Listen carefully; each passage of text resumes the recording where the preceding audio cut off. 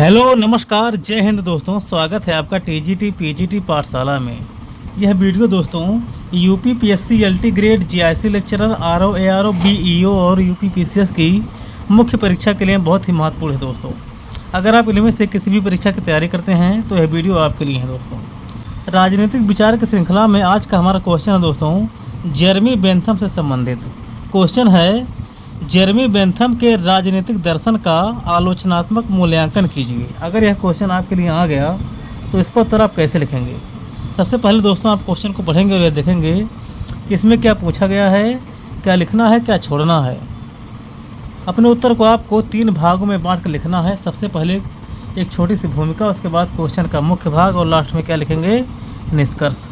इसकी भूमिका में हमने लिखा है दोस्तों कि जेरेमी बेंथम को उपयोगितावाद का जनक माना जाता है। आप जानते ही हैं कि जेरेमी बेंथम ने उपयोगितावाद का सिद्धांत दिया है, तो इतनी बातें पहले आप लिख सकते हैं। उसके बाद आगे आप लिखेंगे कि उनका राजनीतिक दर्शन जो है अधिकतम व्यक्तियों के अधिकतम सुख के सिद्धांत पर आधारित है। जेरेमी बेंथम ने दोस्तों अधिकतम व्यक्तियों के अधिकतम सुख का सिद्धांत दिया है। वे एक वकील और कानूनी सुधारक थे। उनका मुख्य उद्देश्य कानून और शासन को तर्कसंगत और उपयोगी बनाना था। जेरेमी बेंथम दोस्तों पेशे से एक वकील था और कानूनी सुधारक था। उसका मुख्य उद्देश्य क्या था, कानून और शासन को तर्कसंगत और व्यक्ति के लिए उपयोगी बनाना। इसकी भूमिका में इतनी बातें आप लिख सकते हैं। अब हम बढ़ते हैं आगे हमने लिखा है दोस्तों बुक। जेरेमी बेंथम की बुक्स, 2 किताबों का नाम हमने जेरेमी बेंथम के यहाँ पर दिया है, आप इसको भी लिख सकते हैं। पहली पुस्तक है ए फ्रेगमेंट ऑन गवर्नमेंट, 1776 में आई थी। और दूसरी पुस्तक है an introduction to the principle of morals and legislation, यह पुस्तक आई थी 1789 में। अब हम बढ़ते हैं आगे क्वेश्चन के मुख्य भाग पर। क्वेश्चन का मुख्य भाग है दोस्तों राजनीतिक दर्शन का मुख्य आधार बताना है जेरेमी बेंथम के। क्वेश्चन का मुख्य भाग है दोस्तों जेरेमी बेंथम का राजनीतिक दर्शन। तो आपको यहाँ पर बताना पड़ेगा कि जेरेमी बेंथम के राजनीतिक दर्शन का मुख्य आधार क्या है। तो जेरेमी बेंथम के राजनीतिक दर्शन का मुख्य आधार 3 है।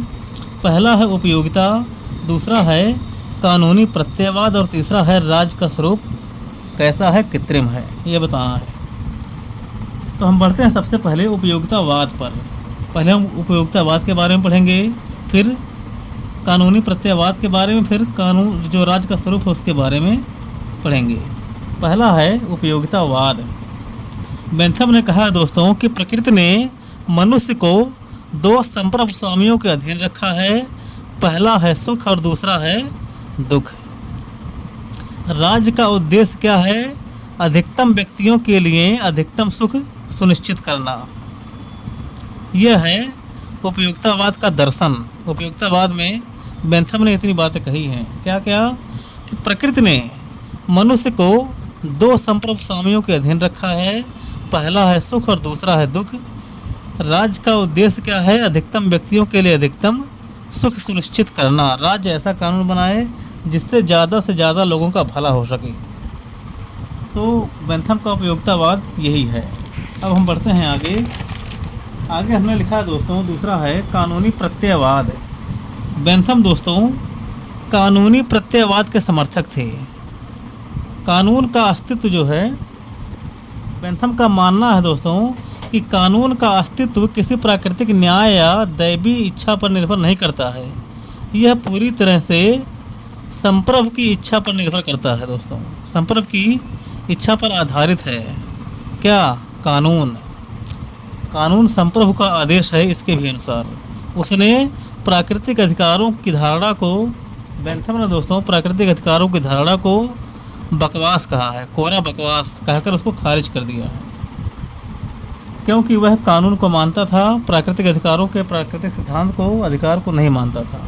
अगला है राज्य का स्वरूप। बेंथम के अनुसार दोस्तों राज्य एक कृत्रिम संस्था है। राज्य जो है व्यक्तियों के द्वारा बनाया गया है। राज्य का अस्तित्व केवल इसलिए है क्योंकि वह व्यक्ति के सुख में वृद्धि करता है। व्यक्ति के सुख में वृद्धि करता है, इसीलिए राज्य का अस्तित्व है। अगर यह काम करना मत छोड़ देगा तो उसका अस्तित्व खत्म हो जाएगा। अब हम बढ़ते हैं आगे दोस्तों बेंथम के सुधारात्मक कार्य। बेंथम के सुधारात्मक कार्य को अलग क्वेश्चन में भी पूछा जा सकता है 8 नंबर में। बेंथम के सुधारात्मक कार्य में सबसे पहला है कानून प्रणाली में सुधार। बेंथम ने दोस्तों कानून प्रणाली में सुधार किया था, दंड और जेल का सुधार बताया था और राजनीतिक सुधार बताया था। तो 3 चीज़ें यहाँ पर लिखना जरूरी है। कानून प्रणाली में सुधार क्या किया था बेंथम ने? बेंथम ने दोस्तों कानून को सरल, स्पष्ट और लिखित रूप में संहिताबद्ध करने के लिए कहा था। बेंथम ने दोस्तों कानून को सरल बनाया, स्पष्ट रूप से लिखित रूप में उसको प्रस्तुत करने के लिए कहा। बेंथम ने दोस्तों प्राकृतिक अधिकारों को नकार दिया तथा कहा कि अधिकार केवल कानून का प्रतिफल है। अधिकार कहाँ से मिलेगा? कानून की तरफ से मिलेगा, राज्य की तरफ से मिलेगा दोस्तों। उसने प्राकृतिक अधिकारों को नकार दिया था। तो बेंथम ने कानूनी प्रणाली में इस तरह से सुधार किया था। दूसरा है दंड और जेल में सुधार। बेंथम ने दोस्तों पैन ऑप्टिकन नामक एक मॉडल दिया था। बेंथम ने पैन ऑप्टिकन नामक एक गोलाकार जेल का मॉडल दिया था जो कैदियों पर नज़र रखता था दोस्तों। और दूसरा पॉइंट है कि दंड का उद्देश्य अपराधी को सुधारना है बेंथम के अनुसार। तो दंड और जेल में सुधार 2 चीज़ें आप लिख सकते हैं। दंड के बारे में आप लिख सकते हैं कि दंड का उद्देश्य क्या है? अपराधी को सुधारना, ना कि उसको और दंड देना। तो जेल सुधार और अपराधी को सुधारना ये है इसका दंड और जेल का सुधार वाले में इतनी बातें आप लिख सकते हैं। अब हम बढ़ते हैं आगे दोस्तों राजनीतिक सुधार पर। राजनीतिक सुधार को लेकर बेंथम ने क्या कहा था? बेंथम ने दोस्तों वयस्क पुरुष और महिला मताधिकार का समर्थन किया था। सबसे पहले पुरुषों को जो है मताधिकार का अधिकार दिया था, मतदान का। उसके बाद महिला को भी दिया था तथा एक व्यक्ति के लिए एक वोट का सिद्धांत इसने लागू करने के लिए कहा था दोस्तों। मताधिकार, पुरुष और महिला के लिए मताधिकार और एक व्यक्ति के लिए एक वोट राजनीतिक सुधार के रूप में बेंथम ने कहा था दोस्तों। तो इसको लिखना, इसको इस तरह से आप लिख सकते हैं। और दूसरा है बेंथम ने गुप्त मतदान प्रणाली का समर्थन किया था। तो बेंथम के राजनीतिक सुधार में 2 चीज़ें आप इस तरह से लिख सकते हैं। अब हम बढ़ते हैं क्वेश्चन के अगले भाग पर। आलोचनात्मक मूल्यांकन पूछा गया है। तो आलोचनात्मक मूल्यांकन हम इसमें लिखेंगे दोस्तों 3 हेडिंग के थ्रू। पहला है वैज्ञानिक दोष, दूसरा है गुणात्मक अंतर की उपेक्षा और अगला है व्यक्तिगत अधिकारों का हनन और अगला है राज्य की असीमित शक्ति।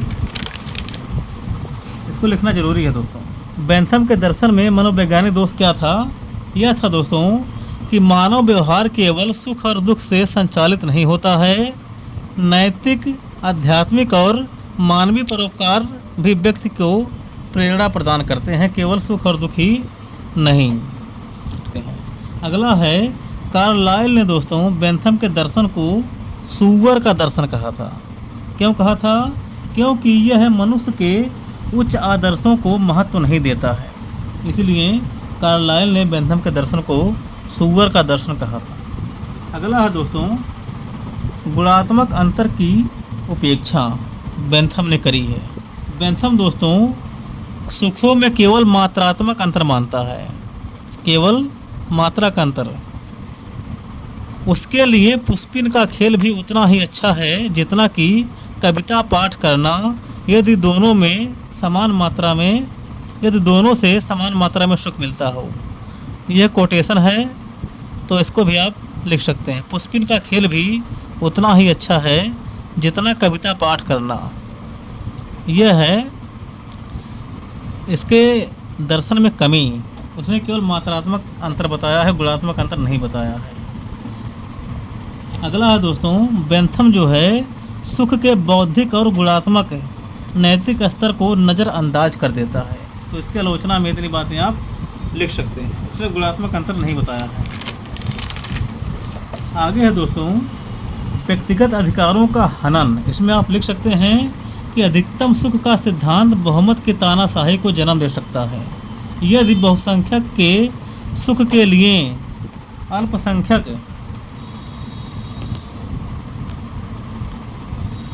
यदि बहुसंख्यक के सुख के लिए अल्पसंख्यक के अधिकारों का बलिदान देना पड़े तो भी बेंथम का सिद्धांत उसे उचित ठहरा सकता है, जो कि लोकतांत्रिक न्याय के विरुद्ध है। इतनी बातें भी आप इसमें यहाँ लिख सकते हैं। अगला है दोस्तों, राज्य की असीमित शक्ति। इसमें आप लिख सकते हैं कि कानून को संप्रभु का आदेश मानने से राज्य की निरंकुशता का भय बना रहता है। कानून को जो है संप्रभु का आदेश मानने से क्या होता है कि राज्य की निरंकुशता का भय बना रहता है।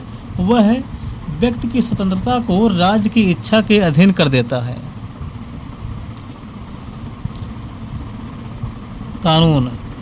कानून अगर संप्रभु का आदेश है तो इससे क्या होगा, राज्य को निरंकुश बना सकता है और व्यक्ति की स्वतंत्रता को राज्य की इच्छा के अधीन कर सकता है। दोस्तों, ये इसमें कमी है, इसकी आलोचना में आप लिख सकते हैं, जिससे व्यक्ति के मौलिक अधिकारों के संरक्षण की कोई ठोस गारंटी नहीं रहती है। इतनी बातें आप लिख सकते हैं। अब हम बढ़ते हैं आगे दोस्तों निष्कर्ष पर। निष्कर्ष लिखना, निष्कर्ष जानना बहुत ज़रूरी है। इसके निष्कर्ष में आप लिख सकते हैं दोस्तों कि बेंथम का राजनीतिक दर्शन अपनी कमियों के बावजूद अत्यंत प्रभावशाली रहा।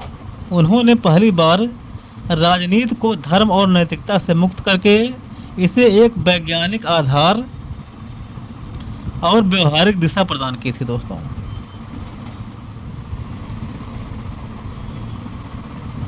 उसकी उपयोगितावादी सोच ने ही बाद में जे.एस. मिल के परिष्कृत दर्शन और आधुनिक लोक कल्याणकारी राज्य की अवधारणा को जन्म दिया। तो इस तरह से दोस्तों इसका उत्तर आप लिख सकते हैं। सबसे पहले छोटी सी भूमिका लिखेंगे, उसके बाद क्वेश्चन का मुख्य भाग और लास्ट में लिखेंगे निष्कर्ष।